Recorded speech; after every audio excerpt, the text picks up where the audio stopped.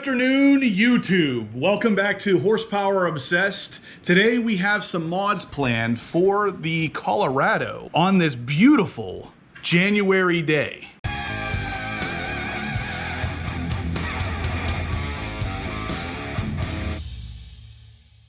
All right, guys, so today we have something planned for the Colorado, like I said, and it's gonna be something I've been wanting to do for a while now, and that is a cold air intake. I had someone reach out to me from Cold Air Inductions and ask me if I wanted to test out their cold air intake for the Colorado, and of course I said yes, because I do want a cold air intake for the Colorado, and I wanted to also see how much power it's gonna make. So what we're gonna do today is we're actually gonna take the Colorado down to the dyno right now, get a baseline, come home, install the air intake, then head back down to the dyno tomorrow and see how much power it actually added. This is something that's been requested quite a bit on the Colorado forums, and as you guys know, it's not the most popular truck on YouTube, so there's not a whole lot of content being created for this guy, and I thought I'd help out the Colorado community. It's surprising because I didn't consider them to begin with, and now I'm kind of wondering why, because one of the big things I didn't like about the aftermarket air intakes for the Colorado is the fact that it eliminates the engine cover. While that might sound a little weird, I know, but the engine cover looks okay on this particular engine, and without it, it looks weird. Now, one thing other than the actual horsepower gain that I'm interested in seeing for this intake is the sound difference. So I'm going to take some before and after sound clips for you to give you a real good idea of how much freer flowing this intake is going to be. All right, guys, so here we are again at Wolfpack Speed. You may remember this from some of my Corvette videos, but he's about to put this truck up on the dyno to get some before numbers. I'm going to put on the intake afterwards, come back and run it again for after numbers. Stay tuned.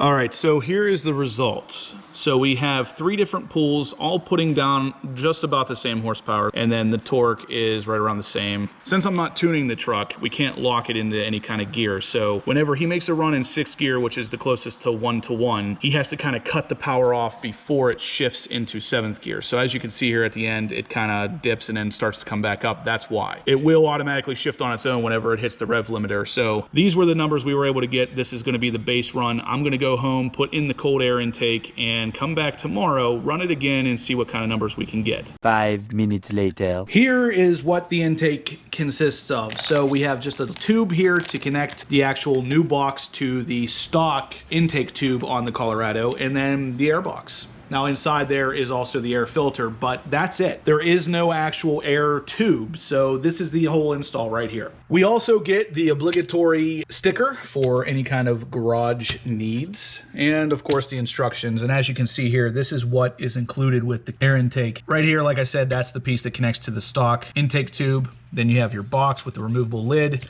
and an air filter. That's all there is to this intake. I'm gonna glance through these instructions, but I feel like this is probably gonna be pretty straightforward. So the first step is gonna be remove the MAF sensor and unscrew it from the stock air intake. T20 Torx bit for the bolts on the back of the MAF sensor. Then we can just go ahead and slide this out, put it someplace safe because this thing is fairly fragile. Next, we're gonna remove the band here that holds the air box to the air intake tube, and that is gonna be an 8mm socket or just a flathead screwdriver. After that, we're gonna go ahead and remove the 4 Phillips head screws, one here, one here, one there, and one on the back to allow the whole air box to separate. Next, we're gonna slide this tube off and then take the top part of the air box completely out.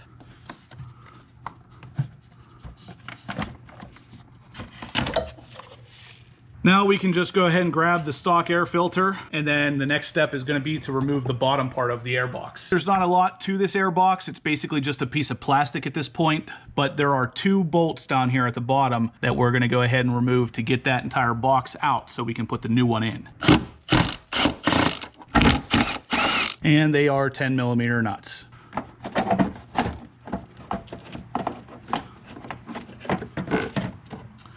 That was not that hard at all. Anyway, guys, that's it. So the stock box is out. Definitely not overly difficult to do. And now we're gonna move on to the new one. So let's go ahead and unwrap this thing and take a look at it. So first is the coupler. So this is a piece of metal. Feels like probably aluminum. Very smooth inside though, so it will definitely not impede air intake at all. Now the mass airflow sensor will only go in one way. So if you slide it in the wrong way first, the holes won't match up. We got it right in there the first time. And I'll go ahead and tighten these screws in. Next is the actual air box itself. The side here you can see is totally open with some weather stripping sealer stuff on the side that will actually seal against the passenger side fender on the Colorado to allow air to still be drawn from the inside of the fender well, just like the stock box did. So what this is really doing is giving us a bigger air filter that is reusable. If it gets dirty, you can clean it, re-oil it, put it back together, throw it back in there versus having to buy a new filter every time with the stock stuff. The next step is to get the rubber grommets and standoffs from the stock air box. I already have one popped out here. So basically to pop these out, you want to remove the metal part first with a tiny screwdriver, just like this. Just shove it down in between here and kind of pry up, and you'll see the metal part moving separately from the rubber grommet. Once that comes all the way out, now it's just the rubber grommet. Now you just gotta have to push it through the hole here. And just like that, we can pop it right out. Now those will go into the new box. If you have the box sitting up like this, like I do, you will wanna put it with the nut end down and basically just work it through these holes. And once they're in, you'll then put the metal standoff part right back down through. Next, we're gonna go ahead and get the entire assembly into the truck. You're gonna wanna make sure this nub right here on the back part of the box fits down into that grommet right there. Then these two front posts will fit right down onto the 10mm studs right down below, just like the stock one. As you can see, the nuts are not on there yet, but it is ready to be fully bolted down. Now we're gonna wanna go ahead and install the adapter coupling here. It's interesting because from the factory, they actually have a little notch cut out right here. And that is actually for the notch in the rubber right here. There's a little arrow right here. It's telling you where to put that band so you can have easy access to tighten it down and take it out if you ever had to for cleaning or whatever. But anyway, this is gonna slide right in here. We're gonna tighten down the stock band and then put the other end through the new intake box.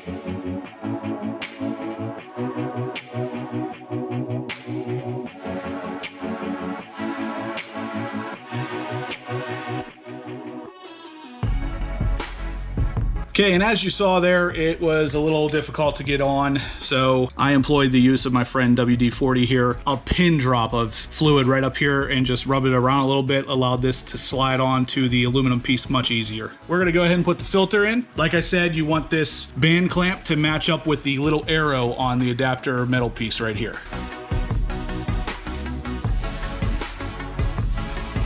And that went on much easier because you're able to move this all around back and forth. So now I'm just gonna go ahead and tighten it down. So as you can see, that is on there. If you move the filter, it moves the whole intake tube. I like the way this thing looks. And the fact, like I said, that we get to keep the stock engine cover. I think that that's gonna be awesome because I don't really care for the way the engine looks without it. I know it's kind of dumb because you hardly ever see it, but this just feels better to me. And if this thing proves any kind of extra horsepower or even miles per gallon, I'm good. Before we get too much further ahead, you wanna go ahead and install the MAF harness back on and push down that red little clip there. And they actually provided you with a zip tie because we're gonna zip tie this MAF harness to the actual coolant tube that runs back here just to make sure everything stays out of the way. From factory, it actually clipped onto the airbox. This one doesn't have a lip to clip it onto, so we zip tie it out of the way instead. It has a nice little cold air inductions logo up here at the top. We're just gonna pull up on this stuff enough to slide it underneath here and go ahead and quarter turn those down so it is ready to go. And that's it. We are done. So let's take it for a ride and see how it sounds. Acceleration sound before the intake.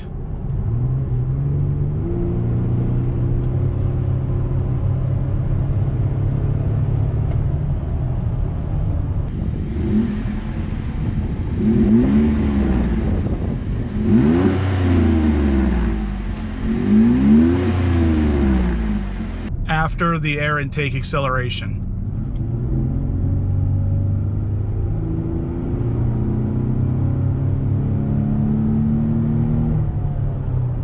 can definitely hear that air intake a lot more. Let's try another one here.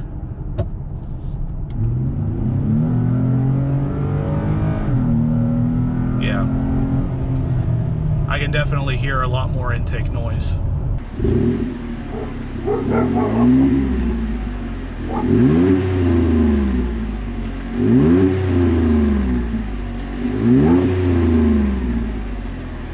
So we got the filter installed. I already got the before number earlier today. So tomorrow we're gonna get the after number and really see what this filter was able to accomplish on the Colorado. It's gonna be a day for me. It's gonna be a couple seconds for you. So I'll see you guys tomorrow.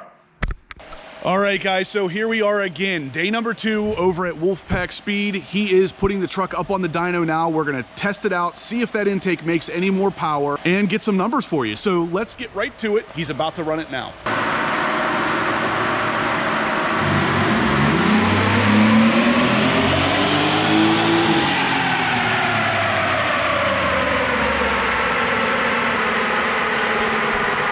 It's definitely louder.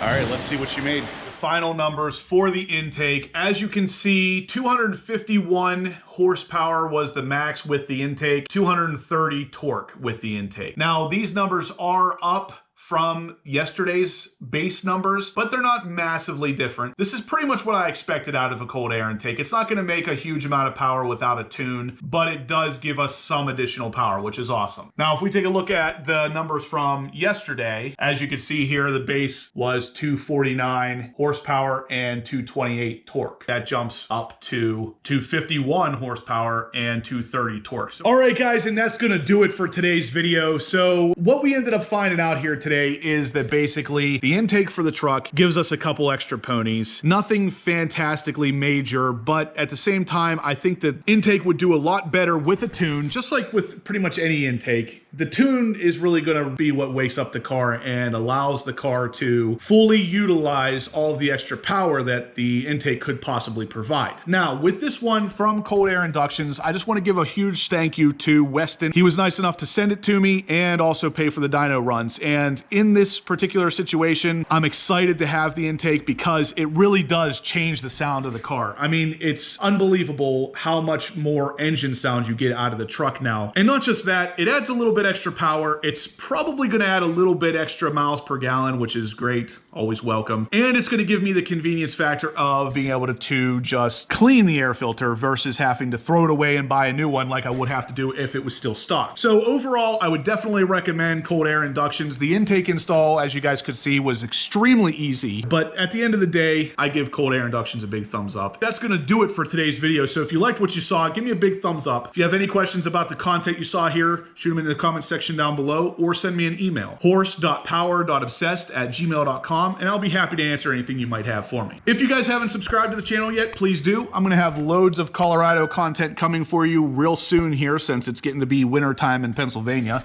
Even though the temperatures don't look like it, the snow is gonna start falling here soon. So there's gonna be a lot of truck content coming. You're not gonna wanna miss it, so make sure to subscribe. And as always, guys, I'll catch you in the next upload.